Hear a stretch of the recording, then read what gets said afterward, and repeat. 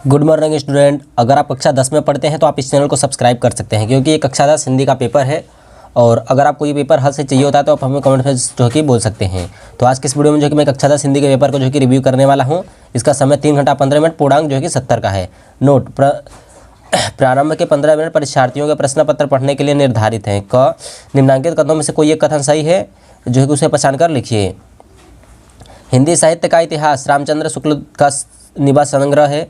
दूसरा ये करके जो कितना सारे जो कि 4 ऑप्शन दिए हैं, तो इसमें से कौन सा सही है आपको जो कि पहचानना है। तो स्टूडेंट अगर आपको ये हल सही चाहिए होता है तो आप हमें कमेंट में बोलिए, हम इसको जो कि हल सही जो कि बता देंगे। चलते हैं दूसरे तरफ।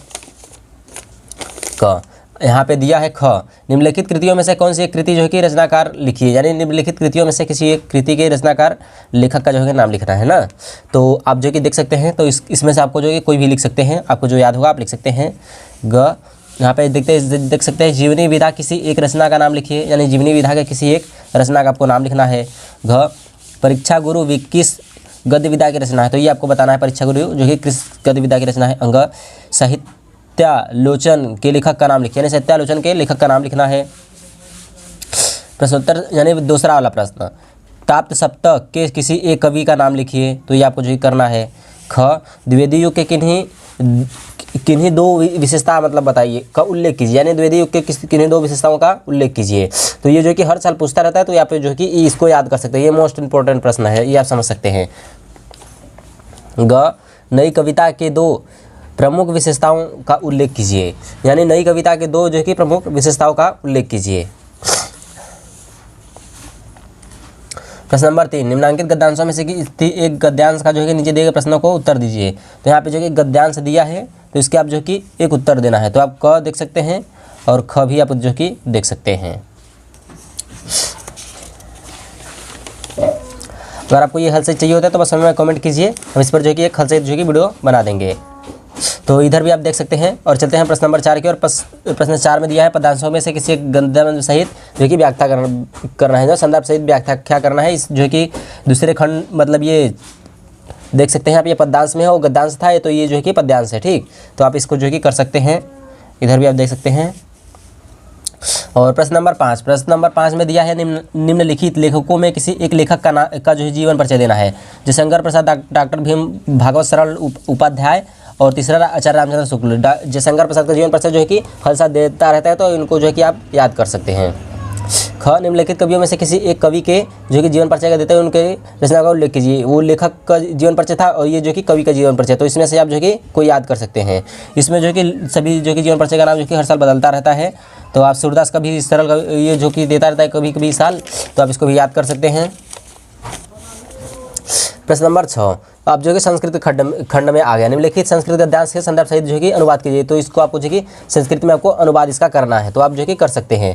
तो आप इसको प्रश्न को करके पढ़ के जो कि कर सकते हैं। तो अगर आपको ये हल से चाहिए होता है तो हमें जो कमेंट में बोल सकते हैं कि सर आप इस पर हल से वीडियो बनाए, तो हम बना सकते हैं। ठीक, तो आप इधर भी देख सकते हैं। क अपने पाठ्य पुस्तक में से किसी कंठस्थ किया गया एक श्लोक लिखिए जो आपके प्रश्न पत्र में न आया हो। यानी कि आपने जो कोई संस्कृत खंड से जो कि कविता आपको जो कि लिखना है और आपको जो कि इसमें प्रश्न पत्र में न आया हो। निम्नलिखित प्रश्नों के 2 प्रश्नों का जो कि संस्कृत में उत्तर देना है। वाराणसी किमर्थ प्रसिद्धा। तो स्टूडेंट आप जो कि इन सभी प्रश्नों को जो कि मिला लीजिए और हम जो कि आगे चलते हैं। और प्रश्न नंबर 8 हास्य रस अथवा करुण रस लिखना है। तो ये जो कि हर साल आता रहता है। ठीक, तो इसको आप जो कि याद कर सकते हैं। ख उपमा अथवा रूपक अलंकार, ये सभी जो कि हर साल आता रहता है, तो इसमें से किसी एक को लिखना है। ग रोला अथवा छंद जो है कि आपको लिखना है, ये भी करके दिया है। रोला छंद अथवा सोरठा किसी चीज़ को लिखना है, तो ये भी आप कर सकते हैं। प्रश्न नंबर 9, यानी निम्नलिखित उपसर्गों में से किसी एक 3 का जो कि मिल करके जो कि एक शब्द बनाना है, तो यह भी आप जो कि कर सकते हैं। ख निम्नलिखित में से किसी 2 प्रत्ययों का प्रयोग करके एक जो कि शब्द बनाना है, तो यह भी आप कर सकते हैं।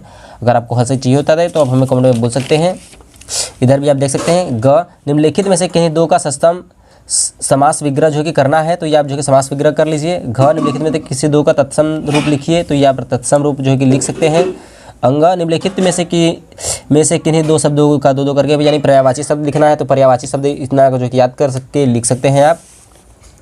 प्रश्न नंबर 10वां, निम्नलिखित में से किन्हीं 2 का संधि विच्छेद कीजिए और संधि का नाम लिखिए। संधि विच्छेद करके संधि का नाम जो कि आपको लिखना है। ख निम्नलिखित शब्दों में से तृतीया विभक्ति एक वचन के रूप में लिखिए, यानी तृतीया विभक्ति एक वचन आपको लिखना है इसमें। तो ग निम्नलिखित में से किसी एक के धातु लकार पुरुष अथवा वचन का उल्लेख कीजिए। तो ये आपको जो कि करना है।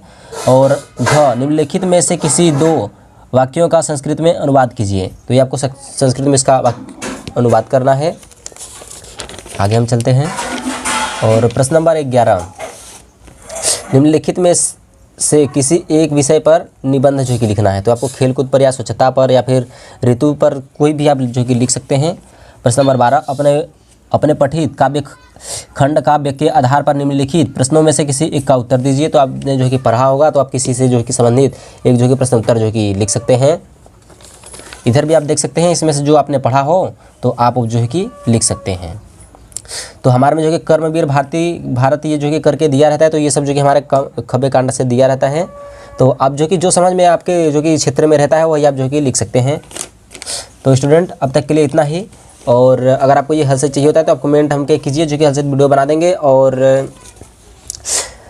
अगर आप कक्षा 10 में जा चुके हैं तो आपको 10 से संबंधित कोई भी जानकारी या पढ़ाई से संबंधित कोई भी मोस्ट इंपॉर्टेंट प्रश्न उत्तर चाहिए होता है तो हमें कमेंट से जो है कि पूछकर बात कर सकते हैं। और आप इस चैनल को जो कि सब्सक्राइब भी कर सकते हैं। तो गुड बाय।